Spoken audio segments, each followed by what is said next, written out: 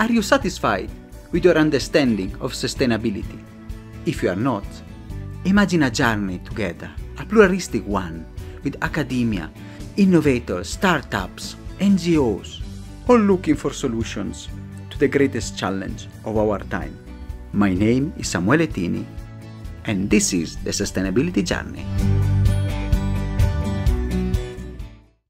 Welcome to another episode, and today I'm thrilled. We are going to explore how to foster solutions to climate change and biodiversity loss. And we do with an expert who has founded and now is the CEO of a venture capital fund, who is also a B Corp. And we know that we like B Corp at the Sustainability Journey. So I'm very pleased to welcome here Luca Zerbini. Luca, thank you so much for being here today with us today. Thank you so much. It's my pleasure to have you, to be here with you. Fantastic. Luca, I mean, you have incredible experience spanning businesses, Wall Street, and now you are at the helm of a transformational and innovative venture fund. But our question is always, who is Luca and what is your sustainability journey? Thank you. That's a great question. So it probably started, when I didn't even realize when I was a kid. I was born in Italy, and I, always loved nature. I was lucky enough that, our family was able to travel across the world, and that's where I learned to love nature. And I remember as a kid being already part of WWF and National Geographic as a member. And I guess when I started my career, I always been, passionate about growth and innovation. I was part of, large corporation like Hewlett-Packard, Honeywell, Amcor, always in B2B technology industrial companies. I was also at Bain in consulting. I'm an engineer, so of course I love technology. I have also an MBA from Wharton, but the more I was spending time, the more I realized that, there had to be a purpose for what we were doing. And all of a sudden, when, after living for a number of years in the US, I moved back to Europe. I said, from now on, I only want to work for companies that have a really clear, agenda to have an impact on the environmental side. And so I started with emission reduction for cars, then in packaging, also working a lot with the Ellen MacArthur Foundation. Then I became, the vice chairman of Packaging Europe Association, and then I continued with board positions, still to try to impact more and more industries in building efficiency, etc. And then I realized that if I wanted to do more, I could do it only by creating an organization that was investing in companies to accelerate the transition from an environmental perspective, but also social perspective. So that's a bit, in short, my movement into sustainability. And of course, I keep learning every day, but I think now we can really impact at scale the industry on sustainability. And I can see many of the topics that we touched in previous episode coming from the top of the big brands. Now you have repurposed even yourself and moved towards sustainability, becoming a change maker in this field. And now your latest venture and your venture, now your brainchild and the work that is keeping you busy and putting you on the forefront is UNA TERRA. And UNA TERRA is a venture fund. You aim at climate mitigation, restoration effort, mainly in Europe. So for the one of us, can you explain what is the fund mission and the objectives, and how you are really transforming the sustainability space? Absolutely. So UNA TERRA was born, in our minds, at least 3 years ago, in 2021. But we started asking both investors and companies we had already invested in the past, what would they see as the ideal organization and fund that could really make a difference and accelerate the transition. And UNA TERRA came from that process of really asking and learning from others.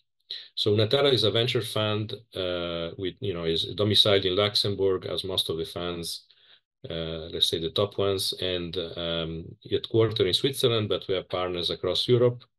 And we decided that our first fund would be focused on Europe, mostly because Europe is already a lot clearer in terms of regulation, and also I would say people have a lot more, inclination of, selecting solutions that are already sustainable, in terms of consumer, etc. And also companies are very much in that direction, even if there's still a lot of work to be done. So the idea of UNA TERRA is really to, as you mentioned, focus on both climate change and biodiversity loss, because the two are very well connected, and to scale up companies that are already having some level of revenue, so already on the market with products, and accelerate their growth so that we can replace non-sustainable solution with sustainable one, with what we call circular economy. So in practice, all the areas of packaging, waste,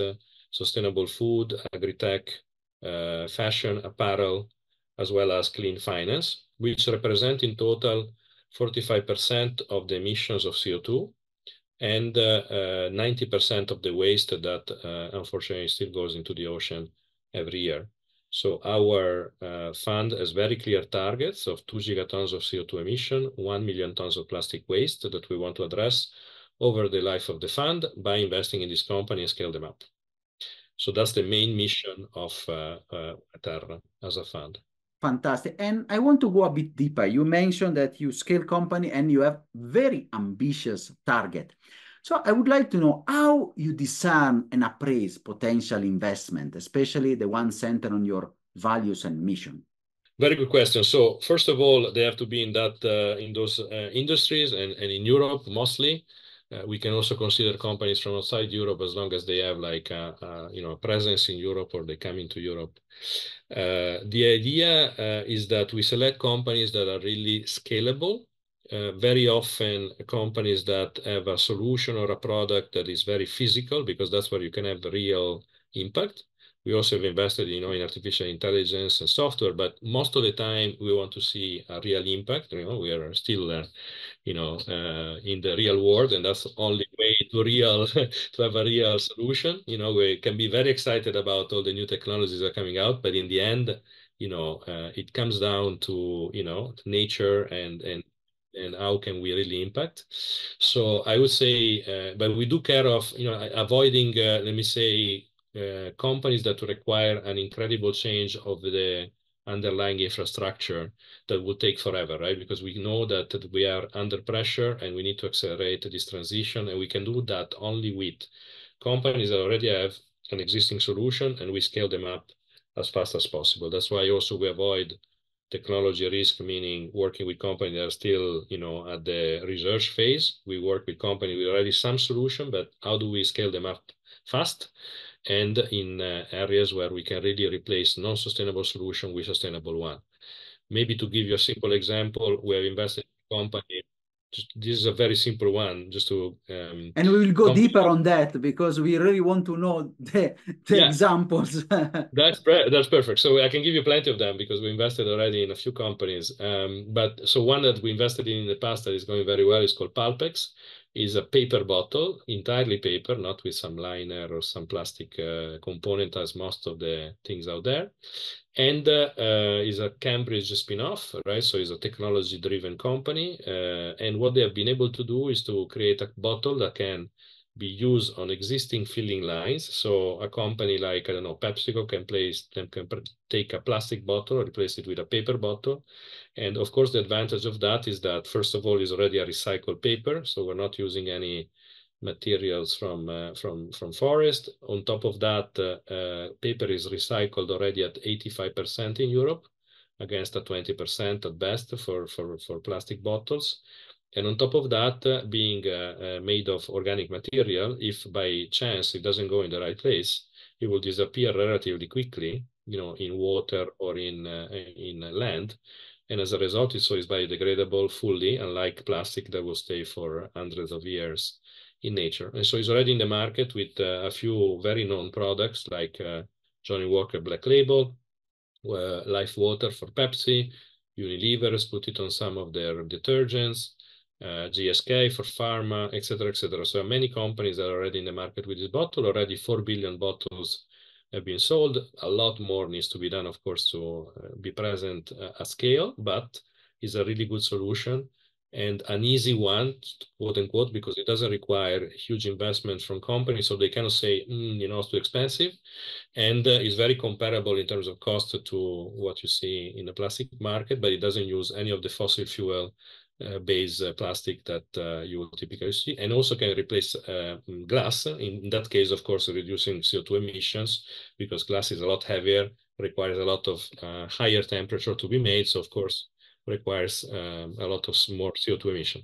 This is a very simple example, just to give a product that everyone uses every day.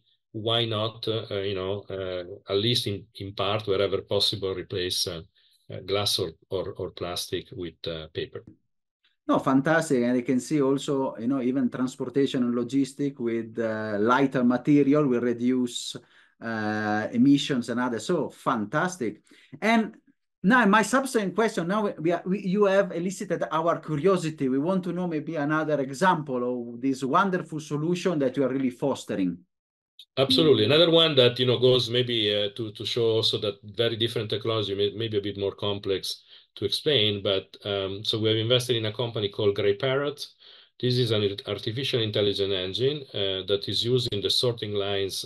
So where you are in a recycling center, and the good thing about that is that today most of the separation of the different material in waste management is done manually or mechanically, which means that it's not very precise. You use water, you use laser, you use maybe infrared, but you still have a lot of mixed material at the exit of these sorting lines.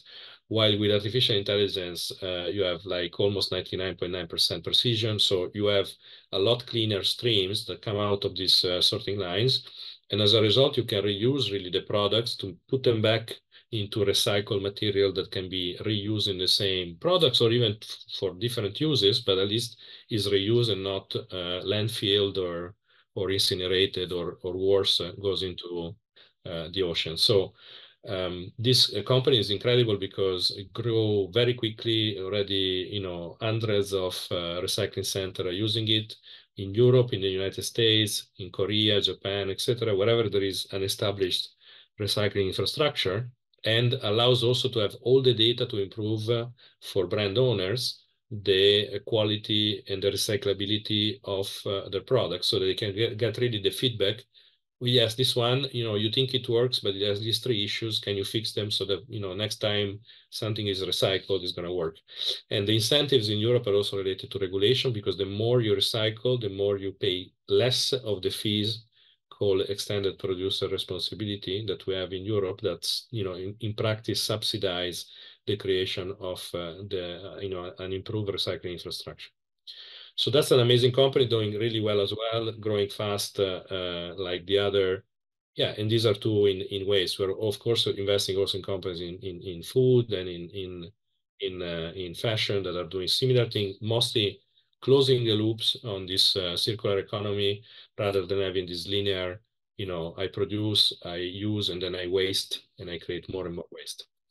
And it's really also the purpose of the podcast to give voice to the solution and change maker. Sometimes there is a lot of activism, but we stop there.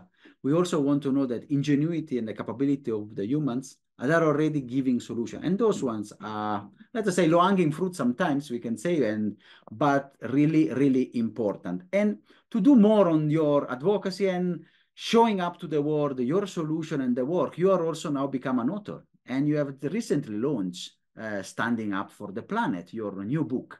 So we would like to know why you have chosen also to become an author, and which are the main topics that you want to share in your book. Fantastic. Yeah, look, Standing Up for a Planet really has been, an idea that we had as part of the UNA TERRA, let me say, partnership network, which I can explain in a second. But the book was really, first of all, to thank a lot of the women that have supported us from the beginning, and there are many of them, as investors, as advisor, a company we've invested in, because more than half of the company we invested in actually have a founder and CEO that is a woman. And very often for women is a lot more difficult, particularly in venture capital globally. Only 3% of the money of venture capital goes to CEO and founder that are women. including the United States. So there is not a real support for pretty much half of the population. So we wanted to thank them. We wanted to inspire others because we constantly get the question, what can I do if I want to do more on sustainability? So here, instead of giving our answer, we give the answer of 45 women who have really changed their life and dedicated it entirely to sustainability. And we try to also give a mix of women. You know, some, of course, that are very accomplished. We have the former chief sustainability officer of Obama now working with Biden to invest the IRA money in solar and wind infrastructure, as an example. Christina Rada or Marisa Drew, who is the chief impact officer at Standard Chartered Bank and before Credit Suisse.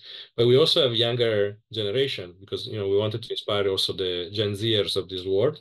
So there is Catalina, for instance, who is 22 and has created her own accelerator to have impact in sustainability called Elixir. So I think you can get a lot of different experiences. There is people also working in emerging markets or in foundations like Leslie Johnston, who is the CEO of the Loudest Foundation. And I think it can get a lot of good ideas on how to get involved in this movement that we hope is going to continue expanding globally. And in particular, I have to say the leadership of women in this space is unmatched. I think it's probably connected to the fact that they see the planet as the home, and there is this interest in protecting the home where we all live. Fantastic, and it's really an interesting book. We will put in the description the links, and also you can read the amazing stories of these women, and can be a source of inspiration. And I really like what you said, not only the accomplished, because sometimes we have attended, even in academia, even in the MBAs, we just focus on the winners, but we have all even people that are starting, like the 22 years old that you have mentioned, from scratch, but building the movement. Those can be also an inspiration for everybody. And you have also an important role in private equity. You have an extensive experience. And one of the problems that sometimes also we have discussed in the podcast is how to ensure financial flow attain the desired impact, especially on the sustainability side, because that is something that sometimes is still debated. Yeah, look, absolutely. So for me, first of all, over time, I've decided to spend more and more time on the private equity side of things. So either private equity or venture capital, because I see that as an opportunity to have a longer, let me say, horizon of investment. Very often public companies, they have to follow the quarter to quarter result, race of Wall Street. And as a result, they tend to have a shorter term horizon focus, which is unfortunate because it doesn't allow to make real changes on the sustainability side. And that's where I decided to do more on that. I've also been in public companies. Some of them can do a really good job, but it's very difficult because of the entirely focus on shareholders and on financial. Now, so the whole idea, of course, of the whole sustainability approach is to not only respond to the needs of shareholders, but to include also other stakeholders, like corporations were set up initially to respond to the needs of employees, of customers, of suppliers, and of course also the environment, which is a resource that we use very often freely. Knowing that is not free and is not unlimited as we are using it for. So that's where it's important to go, as you say, at a very different level. So in my private approach, I have UNA TERRA as the driver of change for really innovative solution that can change dramatically entire industries in time. But because I also want to have immediate, impact on existing companies that are already larger, I'm an advisor, for instance, of Advent International, which is a global fund of about 100 billion. And the last fund I raised, which is 25 billion, so completely different scale compared to what we do at UNA TERRA, has been raised not only with financial returns as main objectives, but also with CO2 emissions and sustainability in general So what we do there is that we take company by company in their portfolio, very often immediately when considering the acquisition in due diligence, but even after the company has been acquired. And we ensure there is a very comprehensive ESG agenda and sustainability plan, which is also in terms of value creation. So not just compliance to regulation or risk avoidance, but really creating value through sustainability, which is and should be the main concern of most companies, because there are very good ways to create value through sustainability. Most obvious ones are on the cost side, right? So if you use less energy, you use less water, you use less waste, you of course can create just cost reductions, very simple. But even on the product side, imagine that you are I don't know, generating food for humans, and you can make it more and more healthier and better for you, and you avoid deforestation. You ensure that there is no child labor, no forced labor in the entire supply chain. All of that creates a lot of value, both for people but also for the consumers. And that's one of the examples that we've been working on with a very large company, 1.3 billion more or less in sales. So this is a kind of, I think, combination of need to do something now, but also need to prepare the future that I'm trying to achieve by working on both private equity and venture capital. Fantastic, Luca. And I really like what you said. I think the takeaways, I really like the short-termism and the quarterly calls. Sometimes they drag the system. And so managers, they want financial results rather than thinking long-term. And I really like what you say. The case is the cost, but also the advantage for going sustainable. I will add here also the case for good jobs. If you have less employee turnover, you paying living wage to people, then you have what you said at the beginning, the corporation that in the past had the responsibility even for their context, for their people. And you will have better employees, less turnover, and especially also a better consumer experience. Absolutely. Yeah. This is not just an environmental actor. You're right. It's absolutely the social side. And we see that over and over, people get more excited, in particular the new generation, seeing that there is a really good purpose for the company, and that they have a really positive impact on the planet and other people.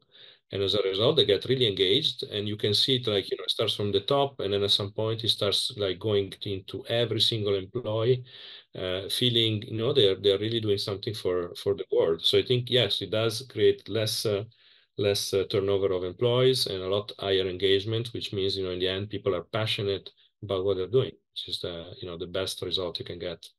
Fantastic. And I want to go a subsequent question.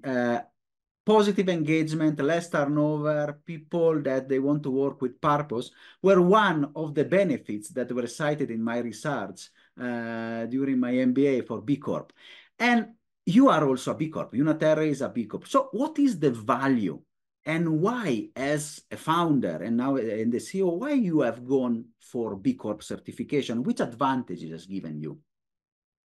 I think, B Corp is a great, grassroots, let me say, type of movement, because it started a lot from, smaller corporations and companies. Of course, there are some big ones now, like Danone in the US.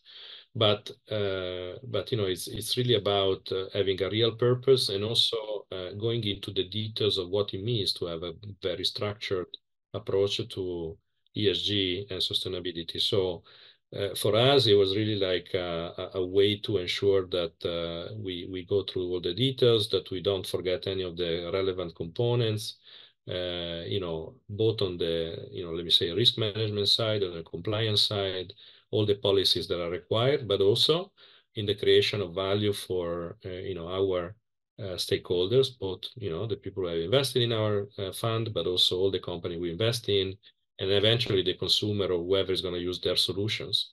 And it's also a way to have a continuous process, right? Because the moment you get B Corp certification, you also engage into improving your your scores, right? And we have already a pretty good score, but I think there is a lot more to be done. And we know which are the areas that we can play on. And the other part I think that is very relevant is being part of the network, right? Is support each other in the B Corps. We're part of the Swiss one just because we're based here, but we also are very present as a part of B Lab Europe and also globally. I think so. Whenever there is, it's almost being part of that movement helps you thinking through how to help others and how to support each other in this transition that we believe is unstoppable. It's just a matter of going faster to have an immediate impact. Fantastic, Luca. And it's really also, you have confirmed the benefits of the certification and also the reason why it's growing as becoming a relevant and important movement, even worldwide. And now you have touched and you have given us wonderful example of companies that are investing, really transforming lives and touching on the life of many people. And if possible, we would like to know, where do you want to take UNA TERRA? Which are the upcoming collaboration or partnership that you want to share with us? Absolutely. So this is very important for us because we are not just a fund investing in companies, and we don't think money is the only thing that company that need to grow and scale up need. So UNA TERRA is really a platform for acceleration of the growth of companies. So we have a partnership related to how do we grow company faster and substitute non-sustainable solution. We have partnership to make them more visible from a communication perspective. With both social media and more traditional media. We have partnership with academic institutions to help these companies learn more about sustainability and be able to integrate sustainability in their day-to-day operations. And we also have a philanthropic initiative to help where capital cannot have a return, but it's still important to have it either in the global south or in places where we're addressing not environmental concerns like the one of the funds, but maybe poverty or health or equity, and it's a lot more difficult to have a calculated financial return. So yeah, so we have partnership like with EIT Climate Kick, which is the knowledge and innovation community of the European Union. They are the largest accelerator globally, entirely dedicated to sustainability, present in 33 cities around Europe with more than 2,000 companies already financed to really transition different industries. And so we work with them to have a better sense of which are the great solutions out there, which are the trends in innovation, which are the technology centers where we can find different solutions, but also to be able to shape demand for those companies, because since they are helping the European Union, for instance, with making cities more sustainable faster with the 2030 Cities Coalition, they can really provide these companies with additional market, like the public market that is not always considered by these companies. Or we are a partner of the Ellen MacArthur Foundation for circular economy, or Cambridge and St. Gallen for specific educational activities. We are also partnered with the Foundation of the Prince of Monaco and Monaco Assets, because they are very, for a long time, they've been very much focused on the oceans. And of course, plastic pollution in the ocean is a very big issue. But the oceans are also the largest carbon sink globally. So it's very important that we protect them. And since no one feels they're owning the oceans, right? You don't have a country or multiple countries. It's actually one of the areas where there is less investments despite the importance. So we work with them to ensure that we accelerate investment and solution for the ocean. So for instance, we will be in March at the Ocean Innovation Summit in Monaco to be able to do that. And many others, right? I'm not going to name them all, but I think the idea is that we want to create this really global collaboration that allows us almost to create a movement that is unstoppable. We call it radical collaboration, because it's really about system change, and no one of us can provide the entire solution. So we're not going to reinvent the wheel. Every time we are missing a component for our agenda, we try to go out and find the best possible partner to be able to do that, really, in terms of growing company, in terms of talent, in terms of education, in terms of everything that is required to accelerate the transition that we all want to see. Fantastic. It's like an ecosystem, or maybe safety planning, a one-stop solution for companies that want to be in this change and they want to change. And I really like what you say. So you can span from academia to philanthropy, and especially the managerial support. And what, of course, important is the funding support done in the proper way. So a wonderful example of not just funding and goals, but a 360 solution. And for people that listen to us all over the world, and then we have listeners from, sometimes I say from India to West Indies, from Iceland to South Africa, every country has been touched from the podcast. What message or advice as an expert, as a global expert in sustainability, you want to give to our audience? I think the most important thing is to get involved in any shape or form, where you can get involved as a consumer, selecting the right products, the more sustainable, and learn which ones are really truly sustainable. You can get involved as a voter, right? There are something like 4 billion people that are going to vote between this year and next year. So a lot of changes can be done by selecting the right leadership within each country. We know both Europe and the United States are going to have new leadership, so they'll make sure they are the one who are going to support this transition and accelerate the solution, rather than being in the end of the fossil fuel lobby.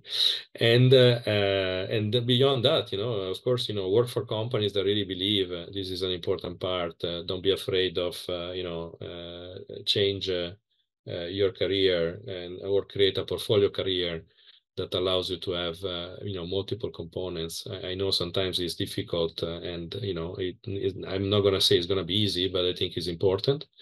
And so in any shape or form you can contribute, I think this is going to be a real economical, social transition like we've not seen in hundreds of years. We are lucky to be present, but I think we have to contribute significantly for the long-term benefit of the next generation and the planet that we all live in. Fantastic. And thank you so much, Luca. Such an inspiring moment. Take charge, act, vote, be responsible. And that exactly also what we are trying to contribute with the podcast and trying to give voice to change makers like you and others around the world, really, to inspire people. So thank you so much, Luca. It's been a real honor, pleasure having you at the podcast. Thank you. Thank you so much. Are you satisfied after this wonderful episode? Let's continue together our sustainability journey.